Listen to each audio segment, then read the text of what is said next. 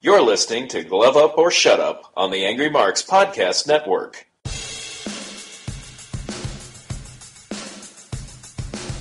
You're listening to Glove Up or Shut Up on AngryMarks.com with Peter H. and Stevie J. Find them on Twitter at HardcoreCDN and at AngryMarks. And now, for all the news, reviews, and interviews in mixed martial arts, it's time for Glove Up or Shut Up from AngryMarks.com. And welcome everybody to another episode of Glove Up or Shut Up right here at AngryMarks.com. My name is Peter H. I'm joined once again by my co-host from Omaha, Nebraska, Stevie J. We have the controversial end of Bellator 185 to talk about, and the uncontroversial end of Cerrone versus Till to talk about. Peter, how you been? I've had better days, but I'm glad to be back on the show. Yeah, it was weird doing an entire show last week without you. I just had to basically run down both the cards and go, well, that's the show, so if Peter was here, he'd say never leave it to the judges, and then take it from there. That was all I could do. It was a show of technical difficulties, basically, last week. I wouldn't even say that. The technical difficulty was just you not being here. That's it. Well, I'm back here now, so let's, we've got UFC and Bellator to talk about and some news, of course, but Stevie, let's talk about what happened in UFC. I believe the show was in Poland. Yes, Gdansk, which I learned by looking it up, is actually Danzig in German. We can't play any of that music on this show. Yeah, I know. That's a damn shame. My wife already made all the jokes about it. But anyway, the main event, Darren Till and Donald Cerrone. I'd like to say that if people listened to last week's show, I correctly called this one. I said Donald Cerrone was having a bad 2017. It was not going to get any better for him anytime soon, and it did not here because Darren Till defeated him in 4 minutes and 20 seconds and did quite a number on his nose in the process. When you've got a fighter such as Donald Cerrone on all fours, just covering up until the referee stops, you know you're doing something right, and Till is the real deal here. Yeah, this was not in any way an early stoppage because Cerrone had been rocked several times, and like you said, when he doubled down on all fours and just basically covered up and didn't fight back, I knew that was going to be waved off. I'm like, no, not even the Cowboy's getting a chance to come back when he is not intelligently defending himself. This fight is 100% over. And then we had a little bit of drama after the fight. It reminded me of, not as bad as Mayhem Miller and the Diaz brothers, but, I don't know, I'm not a big fan of these anymore, these spectacles after the fight. Yeah, I sort of understand your point there, but I think Mike Perry is one of the more interesting personalities right now in UFC, and I feel like Darren Till has been largely an unknown commodity to a lot of the casual fans until this point. And I think if Mike Perry gets through his next opponent and these two meet up, I think it elevates both of them because I think Till will become a bigger name if he beats Perry, and Perry would become a bigger name if he beats Till. I think those two are ideally suited for each other, but I didn't expect them to both start trying to climb over the cage to get to each other. I didn't realize it was that hot. It's what the UFC needs. They need some fresh blood. They need new fights. They need something, not a spark per se, but it's something to the effect of, why should we care about these fighters? And they want to tear each other apart. And it's like, okay, let's do it. But there's got to be a better way than almost jumping through the cage to get at each other. Maybe there is. I don't know for sure. But like you said, this welterweight weight class, it does need new blood. And these two guys are the future of the division. So one of them has to make a name for himself on the other. So let's have the two of them fight. And like I said, as long as Mike Perry gets through his next opponent, that's all that matters here. Or else that fight's never going to happen. And just think the show we have to preview next week, Stevie, about people who like to trash talk. Oh, yes. In fact, I'm going to be interviewing some of those people later this week. Oh, a certain Canadian on that list? No, I'm afraid there isn't a Canadian on this list, but there is a Star Wars figure on that list, and there is a wonderful figure on that list. Awesome. All right, so the co-main event of the show. Let me say the name for you since you have trouble with it. Karolina Kowalkiewicz versus Jody Escobar. One-sided win here for Carolina. Yes, Kowalkiewicz did not really have any trouble with Jody, who was game. Let's put it that way. She came, she fought for 3 rounds, she got beat. She got paid. Yeah, she got paid. 30-27, 30-27, 30-26. Jan Blachowicz against Devin Clark.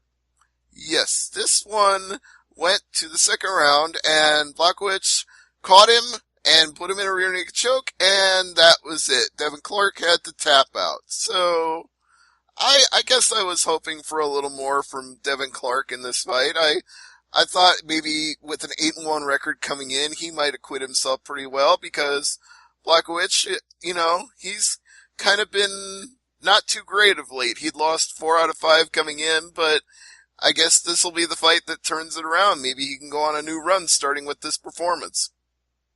I mean, he's fighting, and you have to say the home field advantage here. I mean, if you can't win at home, that's 5 losses in a row? Yeah, well, no, it would have been 5 out of his last 6, but I had a feeling that Devin Clark was ripe for the guy to be an upset, but it didn't pay off here. So, can't get them all right. And, Oscar Piechota against Jonathan Wilson. I think it's Piechota, but either way, yeah. Unanimous decision, 30-27 across the board. We had quite a few of those on this card, so if you like decisions, you got your fill of them in this event. So the prelims on Fight Pass started at 12 Eastern, and there were quite a few prelims, but we should talk about the ones that did not go to decision. Well, so we should talk about 2 fights in particular. We should talk about the one that didn't even happen, actually.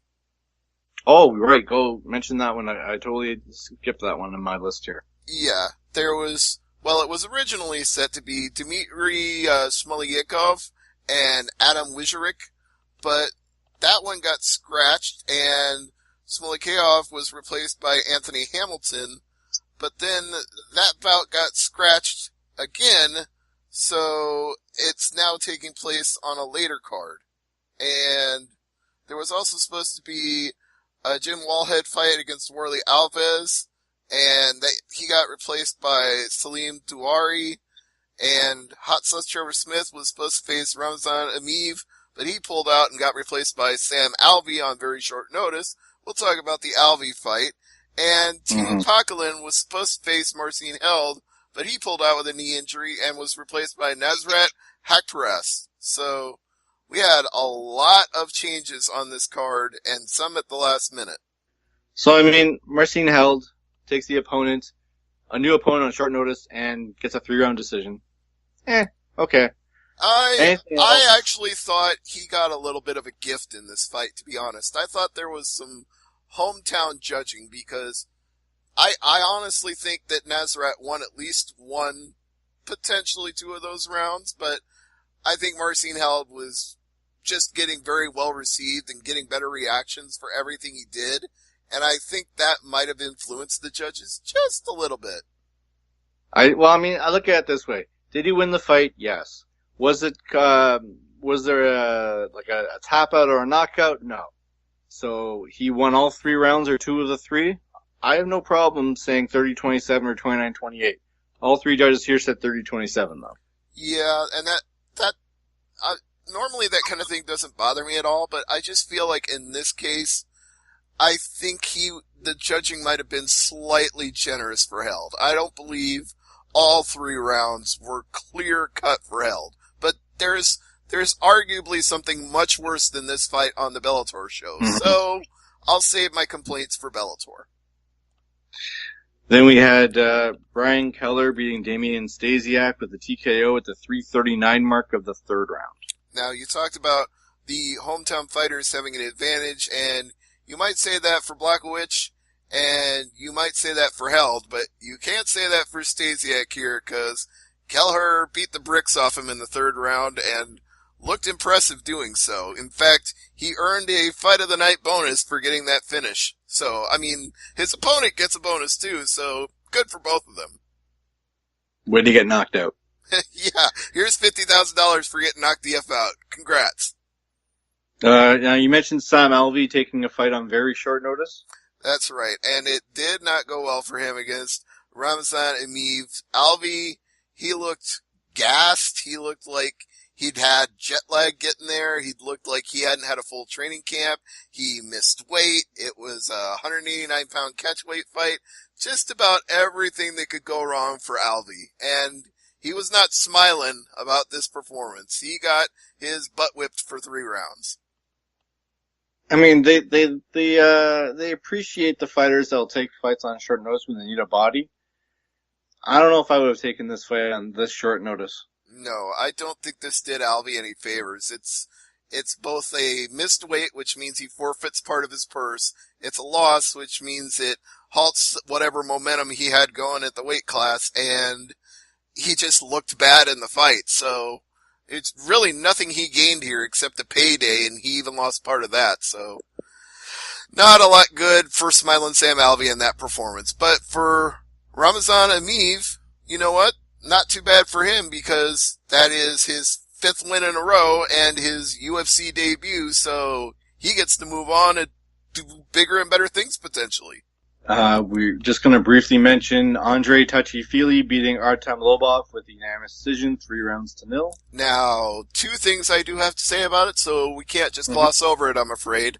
First thing I have to say is there was a round I could have scored a 10-8 because Andre Feely caught Artem with such a nasty head kick that it could have been borderline to being stopped. I mean, he just wailed on him with this kick to the head and left him in a state of wooziness where I thought he wasn't going to be able to continue. But Artem is a veteran fighter, even if he's got a mediocre, barely above 500 record. So I will say that Artem is clearly as tough as nails and wasn't going to quit even after being rocked like that. But in the loss, he falls to 13-14-1. So, I mean, that really tells you all there is to say about Artem. He's very experienced, very tough, and he's going to beat guys that you might not think he should beat because he's experienced and he's tough, but he's also never going to be one of the all-time greats. And I know he's a friend of Conor McGregor's, and I don't want to slight any of Conor's friends that much, but you know, not all of Conor's friends are going to be world beaters. Some of them are just going to be the guys that he knows that he's trained with for years. And that's the second point I have to address, because there was a little bit of kerfluffle about the fact that Conor was trying to console him backstage after the fight, and cameras were rolling, and he said something that he probably shouldn't have said. Oh no. What did he say?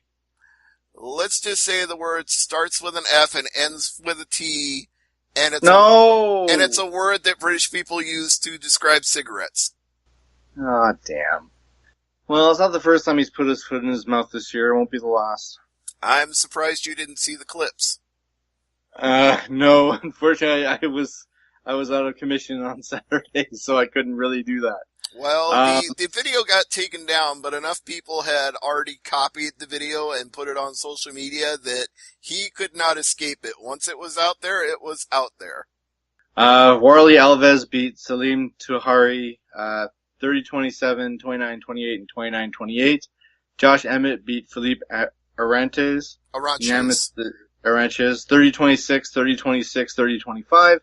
And the other fight here that I really wanted to mention was Lena Landsberg getting beat by Aspen Ladd in the second round at 2:33. Yeah, the former Invicta fighter, and I do mean former Invicta fighter because every fight she had ever had before this was in Invicta, did a number on Lena Landsberg. The elbow queen got beat up here. It was not a good night for her, and she got TKO'd in the second round and made Aspen Ladd an instant, I don't know if she's an instant star because she's on the Fight Pass and it's only the second fight of the show, and it's a show that a lot of people probably didn't watch because it started at 11 in the morning on Saturday. But you know what? If people see the highlights of this fight, if they show them the next time Aspen Ladd gets on a card and they put together a highlight reel, this is a potential star in the making for the UFC's bantamweight division.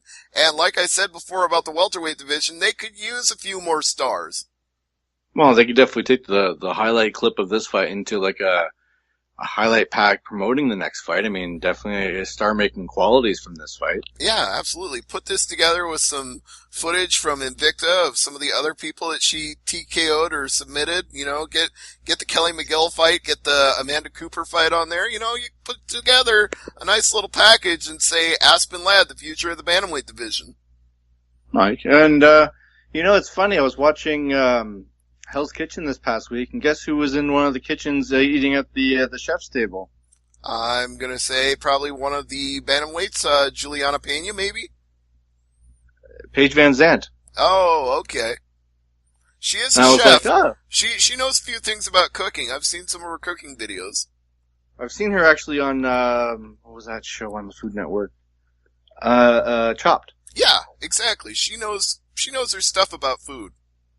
Yeah, so it was a good episode. If you watch Hell's Kitchen, go check it out. And it's one of the nice little surprises when they bring in, like, you know, celebrity people into the chef's table. I'm like, okay, so this one's got Shannon Tweed. Okay, that one it's Paige Van Zandt. Moving on, I'm like, whoa, rewind. Paige Van Zandt? Okay, I'm here. Yep. All right. So now do we talk about Bellator? Bellator 185, Mousasi and Shlemenko from Uncasville, Connecticut. Correct. Main event, Gegard Mousasi, Alexander Shlemenko. Here's what happened. Mousasi was heavily favored in this fight. He even predicted himself when I interviewed him that he had a 90% chance of winning. What he did not realize was that Alexander Shlemenko had a 90% chance of decking him in the eye and causing it to swell shut immediately. And because of that, Mousasi took Shlemenko down in the first round and was repeatedly trying to submit him any and every way that he could, but was unable to do so. And then for the next 2 rounds, no amount of end swell could cut down the swelling over his eye, and he could only see out of one eye. So whenever Alexander Shlemenko threw a spinning back fist on that side of his head, it landed. And whenever he threw a left, it landed. And this poor guy was getting beaten up for 2 rounds, and yet somehow he got a 29-28 unanimous decision. I'm dumbfounded by that. The second round, maybe it was close. Maybe. The third round, it definitely was not. He got beat up in that third round pretty good. So you give 1 round absolutely to Mousasi, and that's the first, because he controlled the fight and he was going for submissions. You give 1 round absolutely to Shlemenko, because that's the third, because he was beating Mousasi up really good in the third round. That second round, I had it for Shlemenko. None of the judges did. This was not a popular decision in Uncasville. The crowd chanted some very rude things. Yeah, I thought it would be a split decision at worst for Mousasi, at best a split for Shlemenko. I mean, it wasn't very much in the way of, you know, other ways this fight could go. And I agree. I had Shlemenko winning 2 of the 3. So, do you rematch them, or what do you do here? I don't think you can. They've got a few problems with that, because Mousasi was promised a title shot against the winner of Sakara and Cavallo when the 2 of them fight if he won this fight. So for Shlemenko to get a rematch, he's going to have to wait at least 2 fights for that. And the other problem you have is that it was unfortunately a clear-cut unanimous decision, and Shlemenko wants to protest the decision, but the athletic commission has already told him, we don't have anything in our rules, the Mohegan Tribal Authority, whichever one it is that regulates it, they don't have anything that overrules a judge's decision. They don't even have a basis for fighters to appeal a poor decision. Like, there's not even a remedy for it. Like, some states allow you to appeal if there was a technical error, if a fight should have been stopped and it wasn't, things like that. But in this case, there's not even a provision to do it. So Shlemenko has no case, and Mousasi has a title shot. So, just gonna have to be sour grapes for Shlemenko, because, and I say this with all due respect to Mousasi, I like the guy. I've always enjoyed his fights going all the way back to his days in Dream and Pride. And I said as much to him when I interviewed him. I was like, it's an honor and a privilege to talk to you. I've been watching you for years. You're a great fighter. Best of luck in your fight. So I hold no ill will when I say that he didn't win this fight, but I don't feel like he did. But it's not my decision to make. All he can do now is go out there when he gets his title shot and redeem himself with a great performance, because in this fight, it was not the best Gegard Mousasi I've ever seen. When it comes to a fighter that you've seen for so long, I mean, we're talking many years here. What are we looking at for his long-term? I mean, is he on the... No, he's not in decline. He's like 32 years old. He's got 8-10 years at least ahead of him. It's not like he's... I mean, okay, these two guys between them have over 100 fights. I mean... Exactly. Shlemenko came in 56-9-1, and Mousasi came in 42-6-2. So, yeah, they've got a lot of miles on them, but it's not like either of them are pushing their 40s. You know, you could say that they've had a lot of fights, but you can also say that they've got a lot of fights left in them. If you've got more wins than your age, you're doing something right. Mm-hmm. Mm-hmm. Yeah, it's not like Mousasi has been beaten down a whole bunch of times. If he was like 22-22, then I'd be like, okay, dude, maybe that's time to hang it up. But when you've only got 6 losses and 2 draws, you obviously haven't taken that much damage. You know what's bad? When Texas is doing something better than you.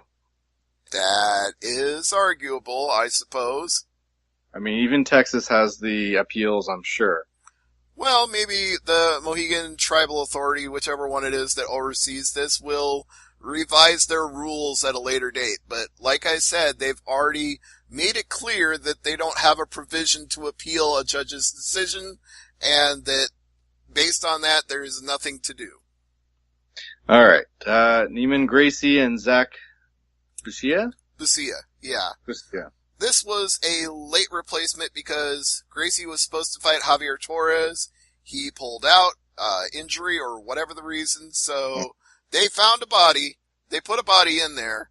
And actually, Busia had a good record coming in, 18-8. It's not like he was a complete scrub, but you're going up there against a guy who is a multiple-time gold and basically world-class medalist in jiu-jitsu, in local, international, name the competition. He's been there, he's done that. So this guy takes you to the ground, you're in trouble. And he took Busia to the ground. Busia survived for a round. He did not survive for a second round. And the key to this was that first round, Gracie spent most of his time going for a rear naked choke and couldn't get it. So in the second round, when he got his back again, he was like, screw this. I'm just going to crank on this guy's neck until he taps. And he did. So let me get this straight. I've made this joke before, but let me get this straight. You're surprised that a Gracie took someone down and applied a rear naked choke and then went for the neck?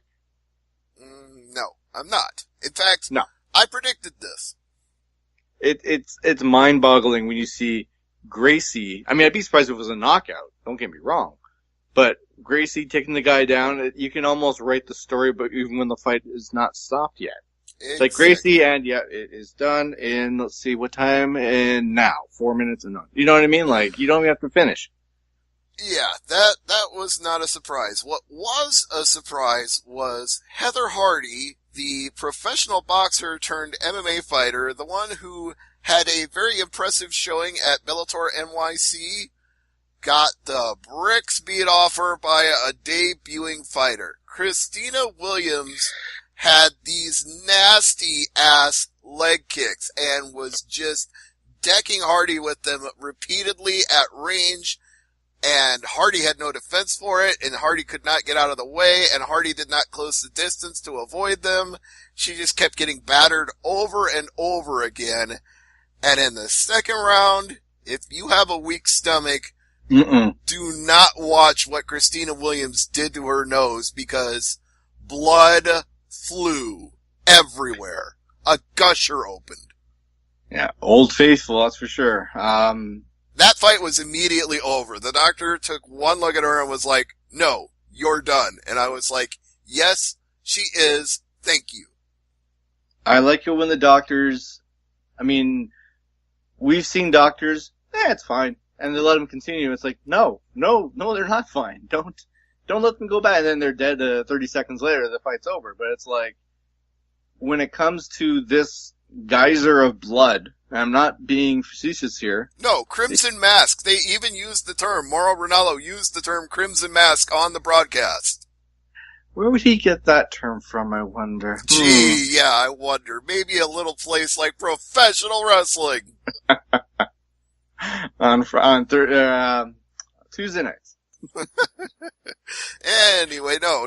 Wednesday nights. Unless you Wednesday. get it, you might get it on a different night in Canada. I don't know, but no, we get Tuesday nights. You're right. I forgot he was on NXT now. Yeah. Because when I see NXT fights, I usually see them on the pay-per-view, and or not pay-per-view, but I see them like 3 weeks in a row type of thing, where I just get caught up. All right. Well, anyway, the point being, this was a justified stoppage. It was all good. Ryan Quinn against Marcus Cerrone.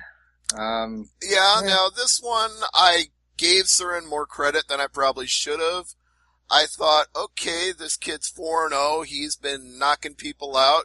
He looks like a young, strong, hungry kid.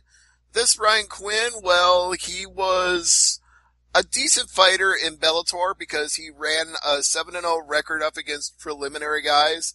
And then he got beat by Sadawad in his last fight and fell to 7-1 in Bellator. And, I just thought to myself, okay, Ryan Quinn's just kind of an also-ran of the lightweight division because he was winning against nobodies in his first big fight. He lost it. So I kind of figured this young and hungry upcomer Cerrone would eat his lunch. And Quinn was having none of that. He took him down repeatedly, took him down at will, basically, and didn't let Cerrone do anything to him. The only chance Cerrone had was in the third round, and he made the most of it, but it was not enough. So, the Sadawad fight, there's no shame in losing to him. No. And the thing was, that was an impressive performance for Saad. Not that Saad is any kind of slouch, but the thing is, in that Ryan Quinn fight, he was taking Saad down too, but Saad would reverse him. Every time Quinn would take him down, he would sweep and get on top. So, Marcus Cerrone, no Sadawad. I mean, Quinn, I'll feel better about his trajectory in his next fight. Yeah, he needs another, Sadawad level fight. He needs to beat somebody at that level. Beating a kid that came in 4-0 doesn't really say a lot. And this fight only got added to the main card because there was supposed to be a David Rickles fight, and that fight fell through. And there was also supposed to be a King Mo fight, and that fight fell through. So this got bumped onto the main card because they ran out of people. Was it a viral infection? No, wait, elevated liver enzymes. No, neither of those things. And it wasn't the mumps either. Who has the mumps? That would be Roman Reigns. Oh no, I thought the viral infection was all three. No. Oh, that's even worse. Okay, moving on. Lisa Blaine and Anna Juleton. Insane Lisa Blaine got the other upset of the flyweight fights because I picked Juleton, given she was a pro boxer of some repute, I believe 2-time WBO champion and 14-4 in her boxing career, but Insane Lisa Blaine was the victor here by split decision. Could have gone either way, but you know what? I mean, it was competitive throughout, so I'm not going to say that Blaine didn't win. I'm not going to say Juleton didn't win. I'm going to say split decision just tells you it was a really, really close fight. But to me, it was an upset because I picked the boxer in this one and the boxer didn't win. And finally, on the prelim, there was John Lopez and Billy Giovinella. Yeah, and I don't believe this one even aired on Spike.com, so I don't know why we're talking about it. All right. Well, for those who are keeping score, Lopez wins the unanimous decision. Yep. No, the more interesting fight of the prelims was probably Costello Vansteenis versus Steve Skrizrat, because Vansteenis, friend and training partner of Gegard Mousasi, so basically got into Bellator and got on this card because of that, and beat up a guy who was like 8-9 or 9-10. Skrzat didn't have a great record, but Vansteenis definitely looked impressive in beating him. It was a one-sided ass kicking that ended at 2 minutes and 52 seconds. Well, the Lopez fight was the main event of the prelims, but there was one other fight. No, it was not. It was either, it wasn't aired on Spike.com, so if it must have been like a dark match then, cause. Yeah.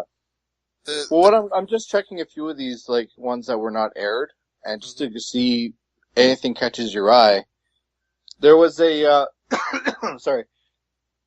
technical submission victory for Pete Rogers over Tim Wheeler. That one did not air. It was 37 seconds long. It didn't air. It happened before the Spike.com went live. That's a fight you should bonus. I mean, I'd love to see a good guillotine choke that lasts less than a minute. Mm-hmm. And they didn't show Dean Hancock and John Beneducci, so we can't talk about that either. Damn it. Come on, people. Let's get into this. Alright, let's see. So we talked UFC, Do you want to do the news, or you want to do this weekend's UFC show? Let's do some news. Alright, so, I mean, it was a slower than normal news week, I have to admit. But I mean, other than Conor McGregor dropping F-bombs backstage. Yeah, I know. It's the Conor McGregor that we're accustomed to, I should say. Well, what's really weird about the whole thing is that he's been a proponent of equal rights and marriage for all. He's actually done advertising campaigns for that. So for him to use such colorful language backstage, it's like, okay, you were the civil rights advocate, and now you're completely contradicting that by using a slur. Yeah. Let's see. Ramadhan MV, we talked about him earlier at the UFC Poland show. Amiv. He's thinking about dropping to 170. Okay, well, if that works for him, I mean, why not? Because he had an impressive fight against Alvey, and if he feels like he was bigger than his opponent and can make it down to another weight class and do just as well, go for it. Go, as long as he's not taking too much of a weight cut and risking a kidney failure or something, because, you know, some of these guys, they cut too much. So, when you're done listening to this show, or even if you're listening to the show right now, this next one, I'm guarantee, Steve, you don't have this on your list. You should look up KSW, their KSW 40 show that happened this past week. In Poland, right? Yes. Basically, there was a fight. It ended, and it ended due to eye pokes, and the cornerman for the downed fighter punched the fighter. Yep, I did hear about this, but mostly because of the fact that it was in Poland at the same time as UFC was in Poland, so it kind of made the news. I thought it was like one of those things, hey, look at me, we're here too. It's like, no, your cornerman's an idiot. What the hell is he thinking? Yeah, not smart. No, I think that either he's trying to make headlines for all the wrong reasons, or he could be an idiot. Who knows? Yeah. Let's see here. What else is interesting? Oh, Cerrone. That nose. Yep, not good. I think Cerrone even went on record and said, he broke the fuck out of my nose. That would be a typical Donald Cerrone thing to say. So, the medical suspension list, it could be 6 months. Well, I think he needs 6 months off, because I already said it. 2017 hadn't been his year, so might need some time off, buddy. Now, those who are watching Ultimate Fighter this season will not have a new episode this week because of something called the World Series. I kid. I'm a huge baseball fan, and the show will come back next week. That's right. Oh, man, this World Series, Houston, LA, who you got, Stevie? I'll take the Dodgers in 6. Who are you going to take? Well, shout out to Sports Guy 515, the big diehard Yankee fan that we know. I made a snide comment to him. He's like, I said to him, "You're making me cheer for the Dodgers." The Dodgers, Mark. And sure enough, the Dodgers are in the World Series against the Astros, and I'm going to go with the Dodgers in 5. I think their pitching is really stellar, and they're going to step up on the big stage. And, I mean, LA, last time I remember them in the World Series was 88. Yes, you are correct. It's been a 29-year drought for them, so they're due. And I hate to date myself, but I was in my Little League career for like a couple of years when that happened. So that was like the first World Series that I really paid interest to. Oh, dude, So don't even feel bad about dating yourself, because I have Oral Hershiser baseball cards. I've got Dominic Hasek's rookie card in Chicago. I have a Bo Jackson rated rookie card. Oh, Lord. Let's talk about UFC 219 in Vegas. Mark DeCasey is fighting Dan Hooker. Okay, that's a fight. Yeah, it's a fight, but it's a Vegas show. I mean, the tragedy in Vegas, I think it would hurt the attendance, and It I don't know. hasn't really. I mean, they had the 216 card and it did well, so I don't think it's been that much of a problem. I mean, I'm thinking long term. I mean, people aren't going to be visiting Mandalay Bay anytime soon or any. You know what I mean? Like, give it 6 months and then we'll be a better gauge of if it does affect attendance or not. But people already had their tickets bought for that show, so. Yeah, well, I mean, I don't think you can stop living your life because of tragedies, and I'm not trying to gloss over it because obviously it hurts Las Vegas. Everybody that was there was affected by it, and all of our friends, sports writers, fighters that we know that are in Vegas, they were all affected by this too. But I think, unfortunately, the thing about tragedy is life goes on. You know, you can't stop living. And we knew people that were in Vegas. I mean, Kevin Aioli was at the Vegas Golden Knights game, and Ardo Cal was at the concert. And Heidi Fang is in Vegas. Exactly. So we know some people on this show that, you know, it's stunning that tragedy can affect any time. If you want to read a really good piece about the whole thing, look up Ryan McConnell's article about the Las Vegas tragedy. He puts a very personal human touch on the whole thing and how, you know, sometimes fighting doesn't matter, but at the same time, it's the business we're all in. So he touches home on a lot of things that you and I would felt and feel about the whole thing. So let's move on to World Class Fight League. Okay. So the winner of the World Class Fight League 20 amateur tournament gets a special prize. And that would be what? A contract with Invicta. Oh, well, that is a nice prize. That's a good, I like that. I like the fact they put that, how do you say this? Like the carrot in front of the turtle, you know what I mean? It's a good way to get more interest. It's sort of like, not looking for a fight, but, you know, it's a nice prize for the winner of the tournament. Honestly, what I'm looking at it is not even that it's a nice prize for the winner. I think it's a nice tier of progression because you win this league, you get into Invicta. You win an Invicta, you get into UFC. You know, that's the way it should be. You should keep moving up the ranks. All right. Oh, goody. Will Brooks and Nick Lentz is official for UFC Fight Night 121. That's a rescheduled bout. They were already supposed to meet once. Yeah, so I'm glad it's finally back in there, and won't be talking about that. We've already mentioned a bunch of the stuff in my news already, and just don't want to make sure there's anything changed. No. Oh!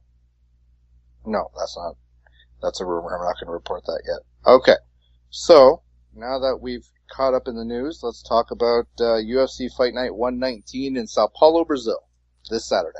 Yes, sir. And we've got a main event of Lyoto the Dragon Machida versus Derek Brunson. And we've also got some odds for that. So we've got a lot we can delve into here. So I assume you want to start with the main event of the show. Absolutely.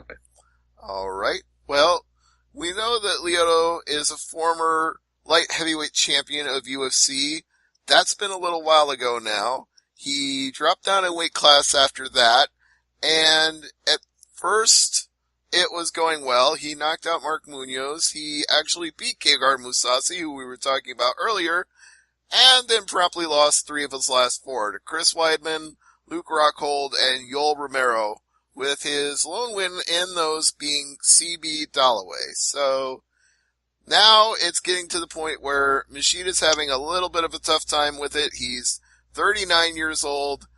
This could be the tail end of his career if this fight does not go well, and the odds makers are not favoring him. They have Brunson minus 170, plus 150. And I feel they do so with fairly good reason, because he looked impressive in the Dan Kelly fight, winning by knockout in 1:16, and the 2 fights that he'd lost before that were not slouches, because Anderson Silva, former champion, and Robert Whittaker, current champion. So, ain't no shame in the game to have lost those fights when the other guys you've beaten are very familiar names to fight fans. Lorenz Larkin, Ed Shortfuse Herman, Smilin' Sam Alvey, Uriah Hall. Derek Brunson's been beating quality opponents, and the 2 guys he lost to are current or former champions. So I feel like the odds makers are making a smart play here by picking Brunson. I think whenever this fight happens, when you got a Brazilian against an American and it's in Brazil, I always make the joke that you better have the plane ready, or at least the helicopter ready, especially a fan favorite like Machida, because if he goes in there and totally smokes him, start the car. I don't think Derek Brunson will totally smoke him, but I think he could. Well, he could, but I'm more saying they're just at different places in their career. Brunson is younger, he's 33, Machida's 39. Brunson might have some, speed advantages at this point.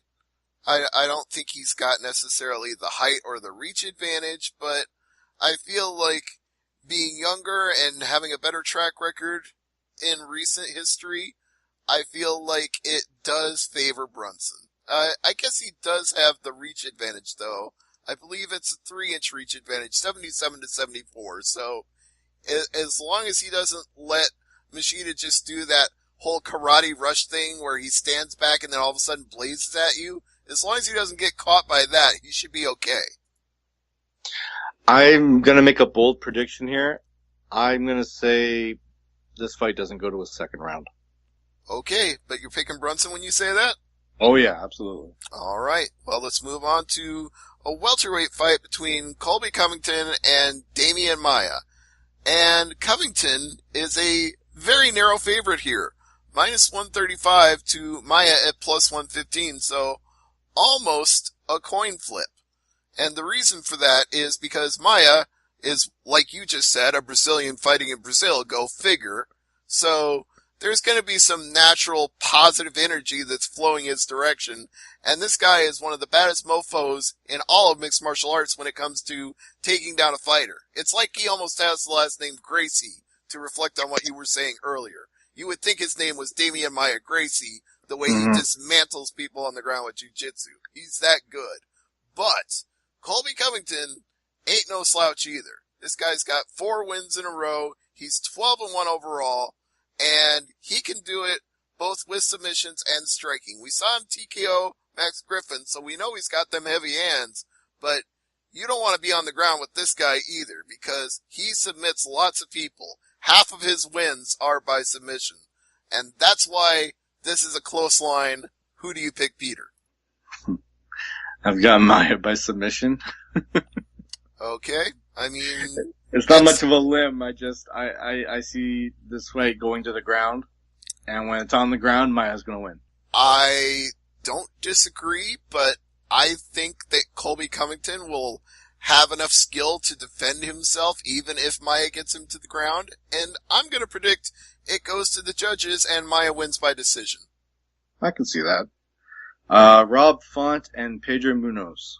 Bantamweight fight with Rob Font being the favorite at minus 190, Pedro Munoz plus 165. Now, Font's overall record is 14-2, coming off 2 straight wins. He knocked out Matt Schnell, and he guillotined Douglas Silva de Andrade, so he's got a little bit of a streak going. Munoz, on the other hand, also has a 3-fight win streak going.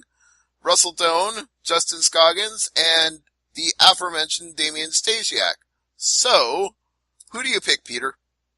14-2 versus 14-2, 135 each, because they're not going to miss weight. A coin flip for me, I'm going to say Font. I'll go with Font as well. Jim Miller and Francisco Trinaldo.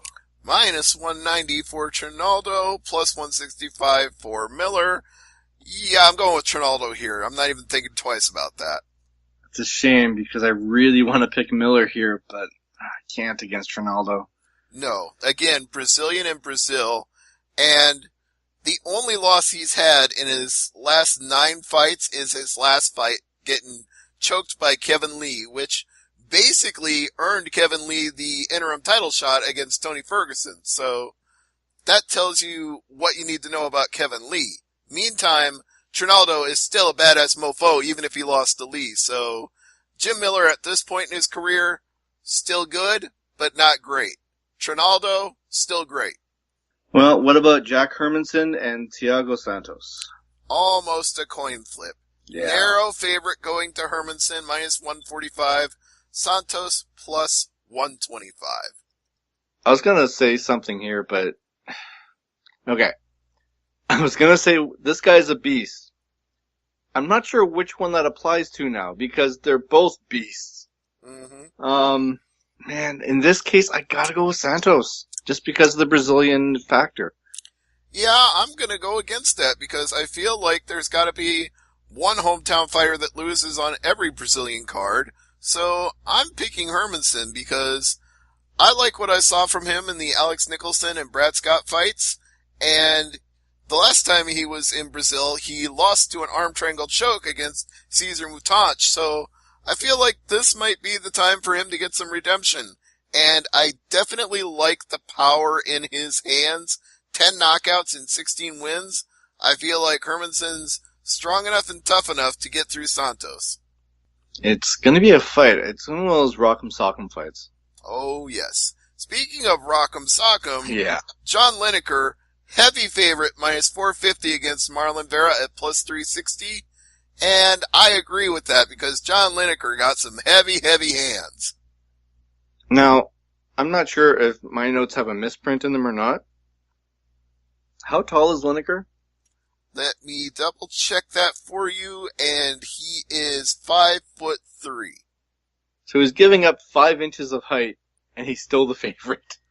Well, yeah, because you saw what he used to do at flyweight, and now he's moved up to bantamweight where he doesn't have to cut a ridiculous amount of weight, so it actually makes him stronger. Even though he's a small guy, he's got a big amount of power. Oh, man. Can you imagine an uppercut with those hands? He'll be in the 3rd row. I know. That's why I'm saying I might be 6 foot and he might be 5'3", but I don't ever want to get hit by him. It's like when Stefan Struve loses a fight by TKO because the guy threw a wicked uppercut. Yeah, except Stefan Struve does not have much of a chin, and we've already seen this. Oh, yeah. Let's see. Prelims. There's some good names on here, actually. Nico Price, 10-0. That's right. And Luque is actually the favorite. Minus 145. Price is plus 125. Ooh, I might put some money on Price on that one. You might. You'd probably make even more money going with Marshman over Antonio Carlos Jr. because Marshman is plus 300 and Shoeface is minus 360. I might be a Leaf fan, but I'm not stupid. Not going against Shoeface, huh? Nope. Alright, what about Max Griffin and Elizu Zaleski? Because Zaleski is minus 185, Griffin is plus 160. See, this one I'm thinking decision. It's going to be another coin flip. I'm going to go with Griffin. I'll go Zaleski. We got a featherweight fight between Hakran Diaz and Jared Gordon, plus 130 to minus 150. So, based on that, even though he's the underdog, I'll go with Hakran Diaz. Yeah, Yeah, I'm going with Diaz on this one as well. I feel like I'm more confident in that one. Yeah, and you can't really take anything away from his last two losses. It's like I said earlier, when you lose to two world-class guys, no shame in that, and he lost to Cub Swanson and Andre Fili, so I don't feel bad about picking Diaz, because he's good, he's just not better than those two guys, and there's no shame in that. Nope. Ain't nobody got time for that.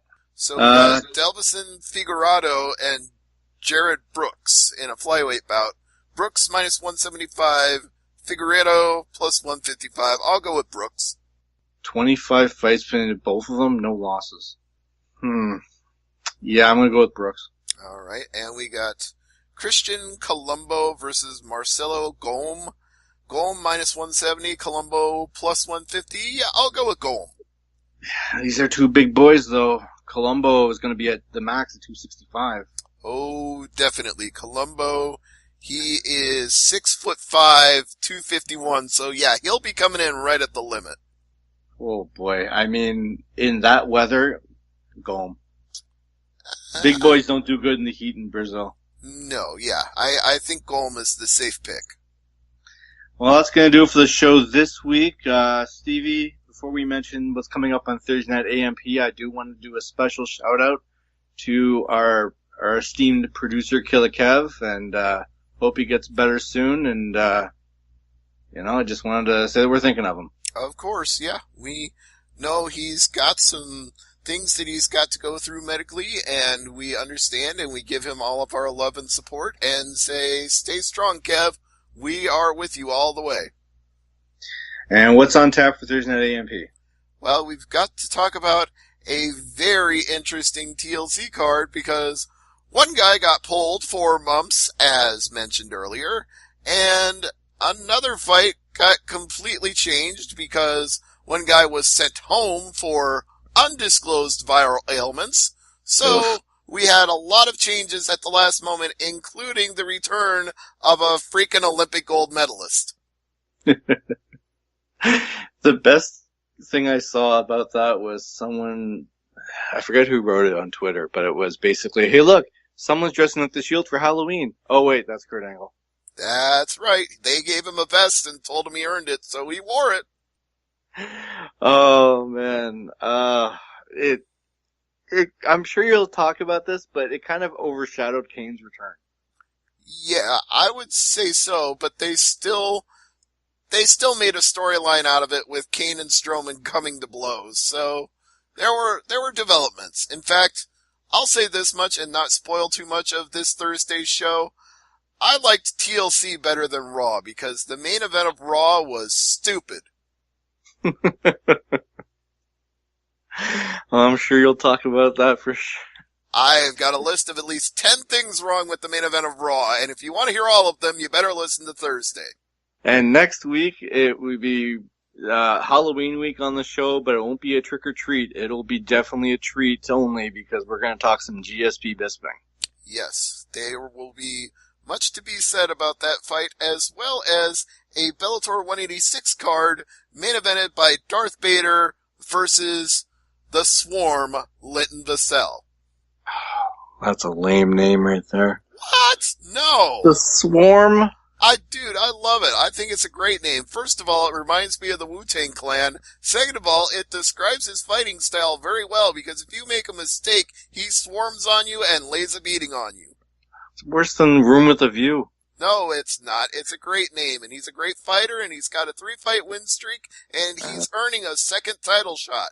He previously had one against Emmanuel Newton and almost beat him until the 5th round things went wrong. So it's nice. The wheels came off. Yeah, the wheels came off the bus in the 5th round. But you know what? He's getting a second chance now, so he's going to make the most of it. I hope so. All right, well, for Stevie J, I'm Peter H. Thanks for listening, and as I always say, never leave it to the judges. Good night, everybody. See ya.